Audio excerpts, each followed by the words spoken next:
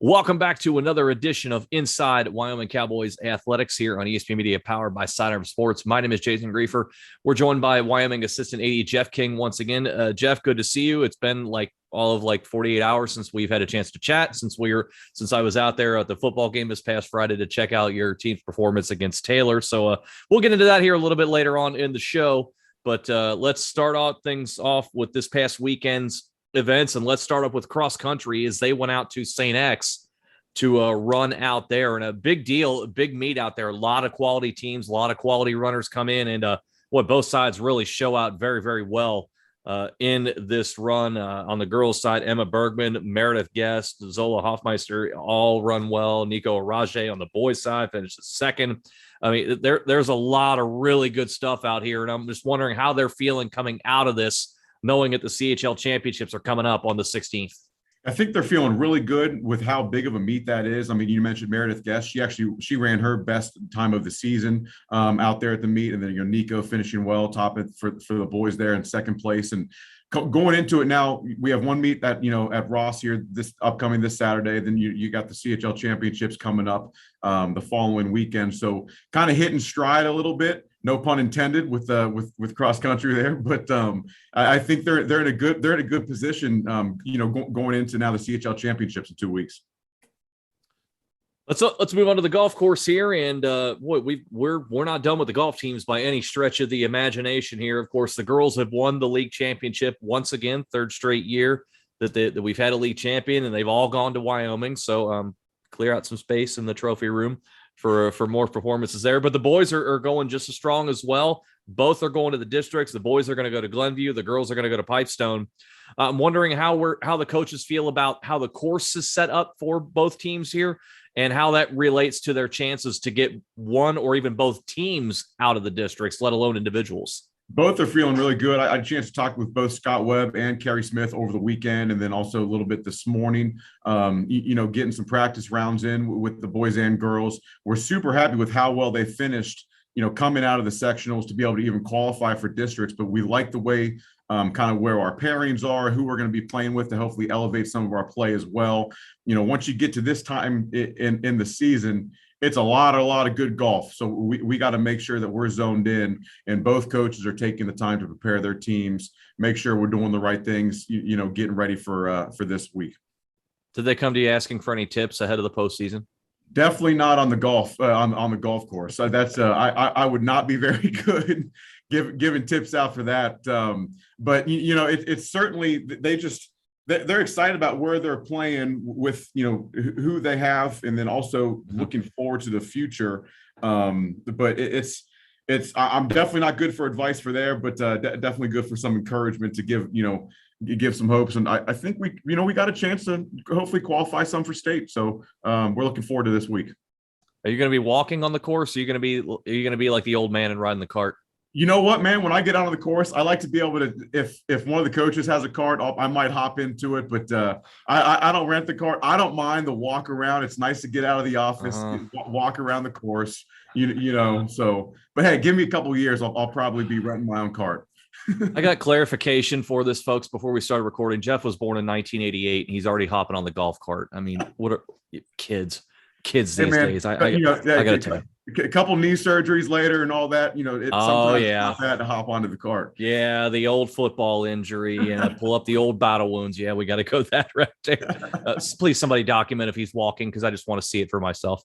I'm gonna take some pictures of me walking on that on the course. I'm gonna send you some videos. Please do, because in that case, seeing is believing. Right. So I'm going to keep an eye on that going forward. Let's switch gears. Let's move on to the pitch here. Let's talk about your girls soccer team, and everything going well early for the first really half of the season. Now we've hit a couple of roadblocks, and a couple of big roadblocks as far as our league championship chances go, with a 3-2 loss to Taylor and a 2-0 loss to Marymount. So that really puts us behind the 8 ball as far as the league title goes, with only matches against Finneytown and Madeira coming up. So now we're in a situation where if we want a league championship, we not only have to win, but we're going to have to get some help now ahead of us in the standings, particularly with Taylor, who's 4-0-1 in the league, and they're the lone unbeaten to this point. I know, obviously, this is obviously a very difficult way to head in toward the last couple of weeks of the season. coming up short in these two matches, our first two losses of the season. But what's the mindset right now of this team, knowing that the way these two matches wound up probably takes them out of a league title, but they still have to try and focus and get back into top form so that we're set up for a nice run in the sectional?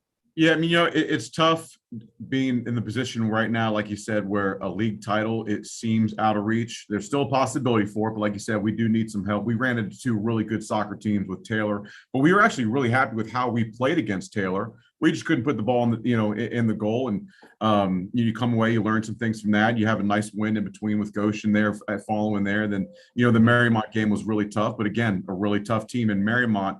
Right now, where you hit those games, it's good to, I think, handle some adversity, because you're going to find some once you get into the tournament when you're playing tournament play. We got a good one to go against Monroe here this evening, and then Finneytown comes to us on Wednesday. So we still feel pretty good about it. I know, like you said, the CHL seems a little bit out of reach, but all of our goals when it comes to the to the postseason, they're still there. So we know we got to prepare, take it one game at a time. And, Coach Rutowski is getting the girls ready to play tonight. Over on the boys' side, we've been, rolling in the month of September. In fact, didn't lose at all in the month of September, going 7-0-1. And we look at the way the league standings set up right now. You are just behind Madeira for the top of the league, 4-1. Madeira is 5-0. You're going to get Madeira coming up here in just a matter of a little over a week's time here. Madeira is coming off of a stunning loss to Turpin. And I know Turpin's a division higher, their Division II team. They are not a strong team this year in the ECC. So I think that caught everyone by surprise here. So, looking at the way things set up, obviously we're not going to look past Finneytown. We're not going to look past Kings. At least the coaches aren't anyway. We're allowed to do that here on the podcast because we're not coaching. We're not out there playing. Captain Knee Surgery over here is not going to be out on the pitch there either as well. But I'm just wondering, what at that point, knowing that Madeira is coming off its first loss of the season, and as I said, you're going to get them in 8 days' time. It's going to decide likely the league championship. If you beat them, you at least grab a share of it. If they beat you, obviously they're going to win it outright there. What are you feeling with the team right now? As I said, they've been on a roll, and what it's going to take to get it done in that matchup against Madeira and claim at least a share of the CHL title. We're really excited. We're really excited how the month went. I talked to Coach Jones at the end of the week on Friday when we had training for the soccer team. And we just had such a great week just last week, but then also such a great month, like you said. Obviously, Finneytown coming up, Kings, those are great games to play for us. And then going into hopefully what will be the league title game. It's exciting, to have a game like that come down to literally the last league game of the season against a really tough Madeira team. I know you mentioned, their loss to Turpin, but you got to kind of put that aside because, Madeira is going to come in. They're going to give you the absolute best shot that they have. We're going to hopefully do the same, to them. And it's going to be an exciting night here at Wyoming for us. Postseason play continuing for some other teams as we have talked about here. And let's talk about our tennis team right now. The sectionals coming up. They're headed up to ATP to look to try to make some noise up there. Set it up for us. How have they been looking the last couple of weeks? How are they feeling with their games, most importantly? And how do they feel like the sectionals set up as far as the opportunity to get one or more out and into the districts? We feel good, in preparation from coming out last week. We got a win against Macaulay. We lost a tough one to Sycamore, but it was close. I think we're playing pretty good tennis right now. We have a little bit of inexperience where some girls don't have the sectional experience going into this tournament. Yeah. But, with Sydney Evans leading the way and Coach Pendergast, she's doing a great job in her first year getting these girls ready. We feel good. We're hoping that, we can get a little bit of noise made here tomorrow up at the sectional tournament, and we'll see what happens. But it'd be great to get one or two to move on. In volleyball right now, it's become a 2-horse race as far as a league championship goes between yourselves and Taylor. You're 10-0 in the league. Taylor's 9-1. Their only loss was to your team back on September the 9th in straight sets, 15, 13, and 12. So it really wasn't even that close. And you're going to get Taylor this coming Tuesday, though, at their place. And I'm sure, given how badly you beat them the first time out, you're going to get more than their best shot. But from your perspective on your side, You beat them this week, and that's essentially the knockout blow as far as the league title goes. You'd be up 2 on them with 3 to go and own a tie break there. So, and you got Marymount, Finneytown, Madeira coming up to finish the season. All matches that you've taken care of business thus far in the campaign. So that's obviously a big one. But I want to focus here on one of your star players. And I know we talked in the past about Allie Cordes and what she's done in the year. She's still, destroying everything. I think she just went over 1,000 career kills most recently. So she's doing what she's doing. But I want to talk today about a player who has turned into, I think, one of the best in Cincinnati, and that's your senior center, Kathleen Hinkle, and her development from a year ago. This year alone, 605 assists on the campaign. That's 177 more than anyone else in the league, and nearly 400 more than she had all of last season. It is an incredible jump. You can look at her hit percentage, everything like that. Everything has just taken a jump exponentially for her. I'm just take us through her development over the last year and how big she has been to this particular team as they're seemingly on the cusp of a league championship and possibly an undefeated run in the league. She's such a hard worker. She, worked so hard in the offseason to get where she is, working with Allie, making, getting sets right, but then also Zoe, Jenna, Audrey. She's worked with the team so well on getting those sets right. And she's a big part of the reason why we were able to celebrate Allie getting over 1,000 kills, which is an incredible feat. But, Kat doing what she's doing so well, it's put ourselves in position, like you said, to hopefully win another league title. Taylor's a really tough place to play. Second time, hopefully, that we can beat them going in there tomorrow. It's always tough to beat a team twice. But her development, her leadership, she's a fantastic student athlete, not just in volleyball. So it's been a lot of fun to see Kat come on and putting up the numbers that she is. We're really excited about where that team is right now. How much easier has she made the game for all of the all of the hitters that you have, not just Allie Cordes? And I know you listed several of them there because you just seemingly have a murderer's row of killers on the outsides there. When she is on like this, Kat, I mean, how much easier is the game for everyone else to play? Well, it's kind of like a little bit of a sign of relief because, hey, look, she's in the middle there being able to put up great sets. And it's so exciting to watch, especially, when you see Allie jump up or Zoe jump up and work to get those kills. But that, hey, it's all set up by Kat. And it's definitely, it's just, that she's going to be accountable right there in the center, and you feel good about it. So it's really exciting to watch. And like I said, couldn't be happier for Kat and the season she's having.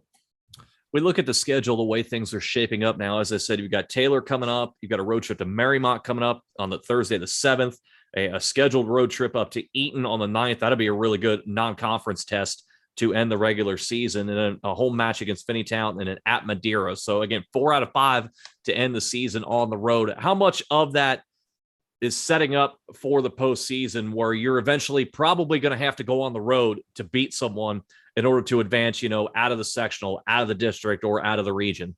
A lot of it. And a lot of it, you mentioned that Eaton matchup before the season. We talked about hopefully getting them on the schedule because that's going to be a really tough road matchup going up there and playing against a good volleyball team, but as well as the rest of the CHL and having those games on the road. We're going to have to go on the road in the tournament and win. And we're hoping to kind of get past that little, district hump that we want to get past with our volleyball team and prepping them at this point in time in the season and making sure that we're good to go playing on the road. I think it'll play a big part in hopefully the success that we can have in the postseason.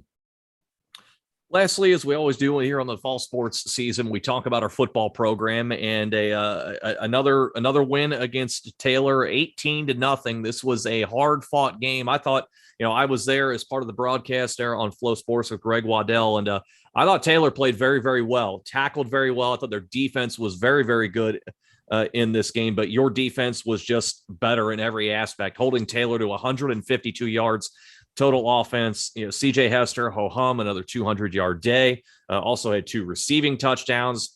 We get obviously a huge one coming up this Friday against Marymount. CJ is going to go over 3,000 yards in his rushing career, so get ready to print up more shirts for him there. But this is also a huge matchup in terms of the league goes because you're 4-0, they're 3-1, and they had to pull off the rally of all rallies to avoid a shocker against Deer Park. They were down 28-14 with 6 minutes to go and scored 27 straight to win that game. So, and we were following that matchup in the broadcast booth and just wondering, was this going to happen? And of course, I told you about it after the game, and you did a double take. I thought your neck was going to sprain or something when I told you the result of that one, because we knew that Deer Park was up for most of that one. But in either case, Marymount gets the win. You're going to Marymount this Friday to Kusel Stadium and what should be a great environment there. Marymount is a very, very good program. They're going to bring in one of the best offenses you've seen all year long. They have just as good of a defense as anyone else not named Wyoming in the CHL, and they've been just as stingy as yours. You look at the way things set up as far as the league goes, you beat Marymount, and that pretty much that knocks them out of things as far as the league championship goes and clears your path a little bit more with only Finneytown and Madeira left. I know we're just a couple of days removed from the matchup against Taylor, and we're already moving on to Marymount. What has Coach Hancock been able to learn about Marymount in the meantime, and the kind of challenge it's going to take? It's going to be going to their place to try to extend the win streak in the regular season to 55 straight. Well, we've known pretty much since the season started that this Marymount matchup, seeing how they were competing earlier on in the year, that this was going to be a big one. Like you said, they have a great offense. Their defense is super stout. This last Friday night playing against a really tough Taylor team, those guys played so tough, and it was a really hard fought win. It was a good preparation for us to go into Marymount. It's going to be tough going on the road, getting over to Marymount, and hopefully taking care of business there. We're doing a lot of prep work for them because we know we're going to have to. We're going to have to be prepared for anything. Like you said, they come back with 6 or 7 minutes left, down 14 against a tough Deer Park team. Just goes to show anything can happen on Friday night when you're playing football, especially towards the end. And we know we got to be ready for anything. So this is going to be a tough week of practice, making sure our guys are all prepped and ready. And we got a tall task ahead of us, but definitely up for the challenge. Obviously, at this point, everybody knows it's no secret where your offense goes through in CJ Hester, and Quade Hauer had a decent night throwing the ball this past weekend. He also had an interception on defense. So, Jeff, make sure that gets into the defensive column, not the offensive column for him, because I don't know that you want him searching for you in the hallways of Wyoming. But I also, something that I noted here in that game was the fact that your team was struggling running off the right side of the line, and Taylor was obviously packing the box, knowing that CJ was going to get the ball, putting 7-8 in the box. But I thought in that matchup, it really turned when you started running left behind Sam Williams at left tackle and also Max Wilking at left guard. And I can't not mention Wyoming without mentioning a Wilking. And so, but I thought they really, really changed the game. Those two did, in clearing out the way for CJ. And as things gone along, obviously you could tell Taylor was starting to tire a bit up front there. I'm just wondering about your thoughts on the performance of both Sam and Max on the left side, because up until they got going on the left side, you were not finding a lot of success running the football against Taylor. Yeah, I mean, Sam and Max do such a great job. They're both such tough kids, but really all 5 of those guys on the line there with, Wyatt Metz, when AJ Howard's in, Jess Howard, who's a freshman playing right tackle. Those guys just like to grind. And even if something's not working, we know that we're going to keep coming back to it, because eventually, hopefully, it's going to start opening it up. So give credit to, all 5 of those guys. And like you said, Max and Sam on the left side there definitely opened up some great holes. They also protected well for Quade to throw some nice balls. And CJ's just, like you said, CJ's being CJ, and then touchdown on the ground and then 2 through the air. But what you love about him is, you go up to him, you say, hey man, great game. First thing he always says is, well, my offensive line had a great game. And really, even though some things weren't working, we kept going back to him because we know that they're going to start opening up holes. And they did. They played well. They played hard. That's a gritty offensive line, and they love playing hard, and they love to grind it out. Yeah. He has had obviously a big season, a big career, but I think especially this year, an added boost in Coach Hancock bringing in Deshaun Wynn as running backs coach this year. And everybody knows in the league how Deshaun Wynn tormented everyone when he played at Reading. Obviously, I'm sure Wyoming fans have some very, very vivid nightmares of what a powerhouse he was there. He obviously had a great career at Florida, spent some time in the NFL. Talk to us about that relationship and how much CJ has grown since Coach Deshaun Wynn has come to the program in this past offseason.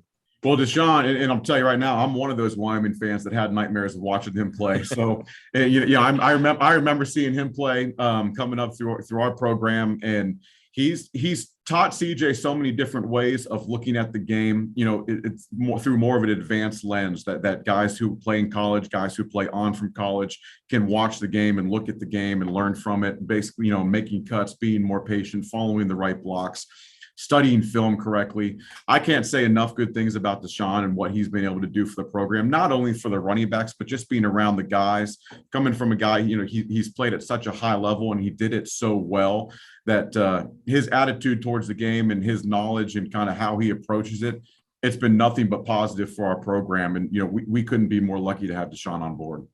I was wondering in that point, as we said, his resume speaks for itself, both high school, collegiately, and as I said, had some time in the NFL.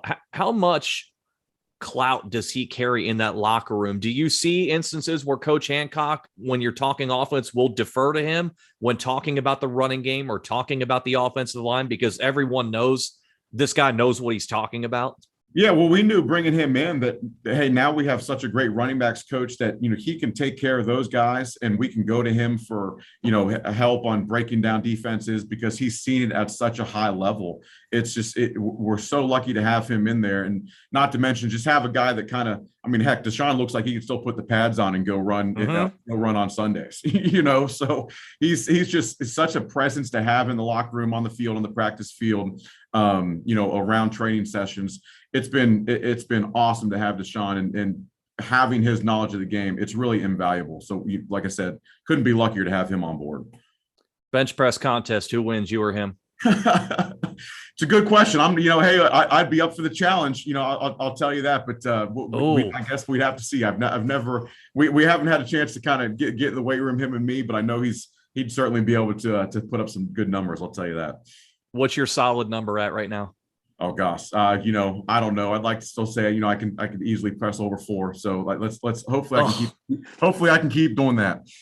Oh, youthful exuberance! I wish I had it, and I don't. 4, good God, four kids. I don't know how much longer these shoulders will be able to start keep pressing that. I'm gonna keep. Here we go. Where the I'm getting old routine, and I'm in my 30s now, and I'm married, so I can't focus as much training here. Hey man, as you can tell, right?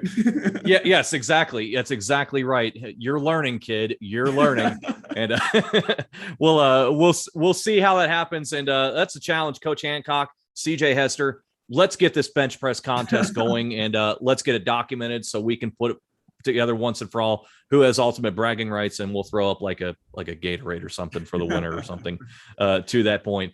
That being said, obviously, we always enjoy our conversations here with Jeff King here on the podcast. And good to talk to you once again, my friend. And we'll look forward to doing it again in a couple of weeks. And I don't know, have some more league champions or district or sectional champions to talk about.